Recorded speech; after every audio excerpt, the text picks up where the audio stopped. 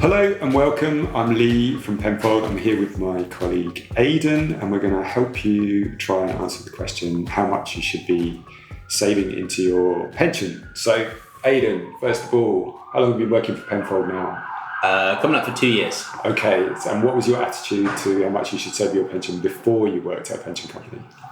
Pretty uninformed. Didn't really have much of a clue. Didn't know how much I needed, how much I had, what I was invested in, what I was contributing, what my company was contributing. I'd say I was completely clueless. Okay, so I'm hoping after 2 years at a pension company that you maybe are a bit more clued up these days? I'd say quite a lot more clued up, yeah. Okay, good stuff. Got the right person in the room. Straight off the bat, we should acknowledge that there is a cost of living crisis going on at the moment, and we know that it's more difficult for people to save money into their pension or any other thing. And also that there are different pools on your money when you are different ages. So, for example, if you're in your 20s, you might be wanting to spend your money going out with your mates or going on holiday. If you're in your 30s, you might be saving for a mortgage. And if you're in your 40s, you might be paying for children. So I'd like you to start off by giving people some incentives to still trying to save into their pension. Yeah, absolutely. I think the first thing to say is that it's always best to start today. Truly, this is one of those things that putting it off is going to make the problem worse, really. So the main reason for that is the sort of benefit of compound returns and compound growth. So when you have a pension, many people don't know this, it's actually invested in the stock market. And as the stock market value fluctuates up and down, so does the value of your pension. And the stock market hasn't always risen consistently up and up and up. And past performance is no guarantee of future performance. But in the long run, generally speaking, the stock market is on an upward trend, and people's pensions being put in for a long period of time will normally see a compounding growth effect where £100 growing 10%, 1 year becomes £110. If £110 grows 10% again, then it's £121. You're not adding sort of just £10 again. The more that's there, the bigger the pension there is to be growing with the stock market. So it truly is a case of the sooner you get in, the longer that your pension will be there to be able to benefit from the compounding growth effects. Okay, so we've got some jargon out of the way. We've helped people understand how pension funds grow, which is great. Another reason for doing it perhaps is some free money that might be available. Yeah, although there's sort of no such thing as free lunch or free money, there kind of actually is in this case. So with pension contributions, they receive tax relief if you're making them personally. So if you put £100 into your pension today, we can claim back £25 as tax relief on top of that, and that will be sort of put into your pension pot. So £100 will be £125 after we claim that back from HMRC for you. So that, yeah, truly is kind of free money.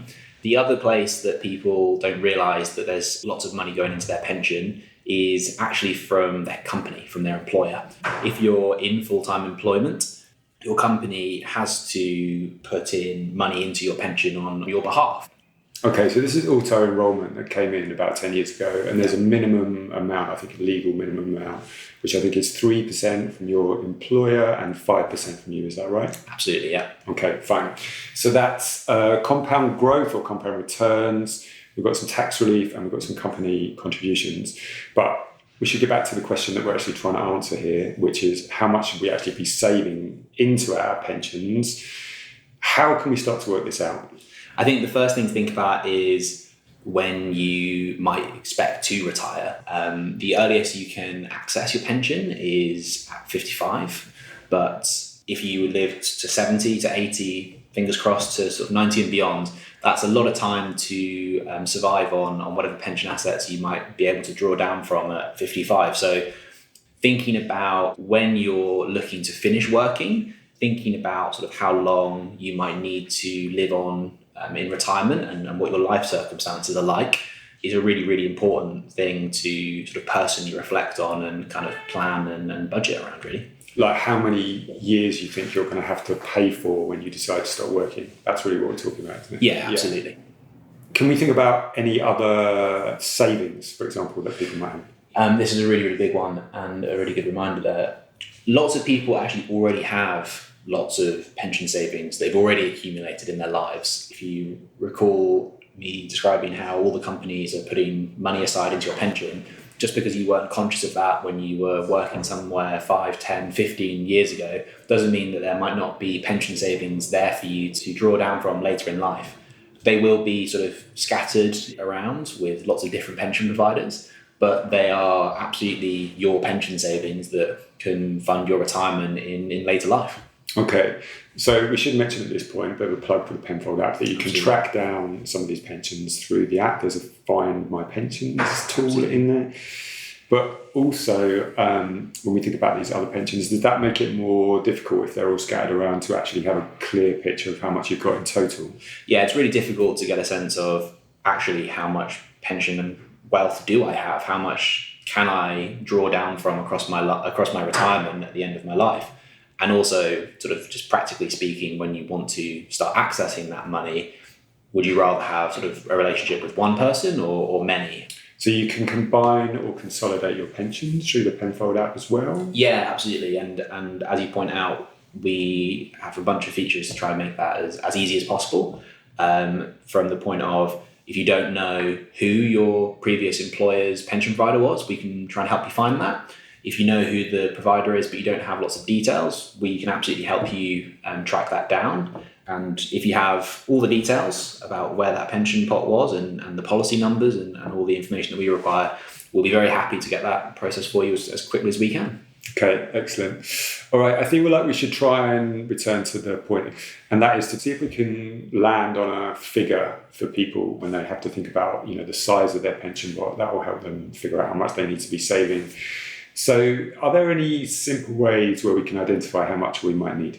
Yeah, there's two sort of simple rules of thumb, guides, I suppose, to kind of help you think about this. So the first one I'm going to talk about is the half your age rule. So what we do there is you take your age, you divide it by 2, and you use that number as a percentage of your pre-tax monthly income.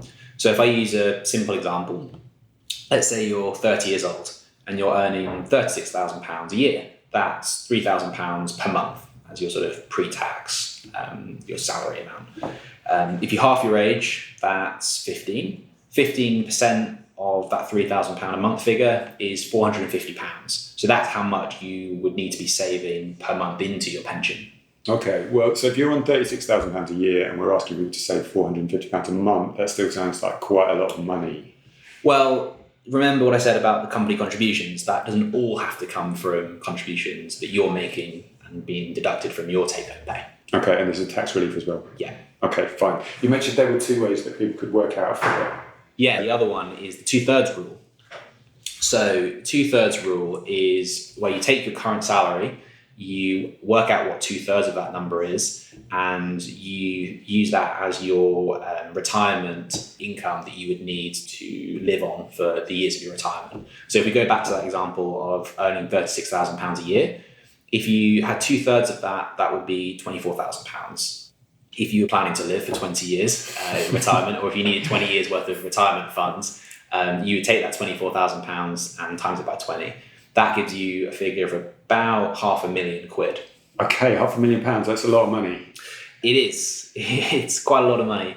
But if you're 30 years old, and we stick with that example, you could be working for another 30 years. So there's plenty of time for the compound growth that I talked about earlier to take effect. So if you do put your £450 in today, that's going to be growing for the next 30 years in line with the stock market. So that's one thing. And the other thing is you might not continue earning exactly £36,000 for the rest of your life. As you get older, you might experience pay rises, then your contributions you'll be making will be even bigger as well. So yeah, as you go up the career ladder. Okay, brilliant. All right, well, there's 2 easy ways then for people to work out a figure that they might need to aim towards.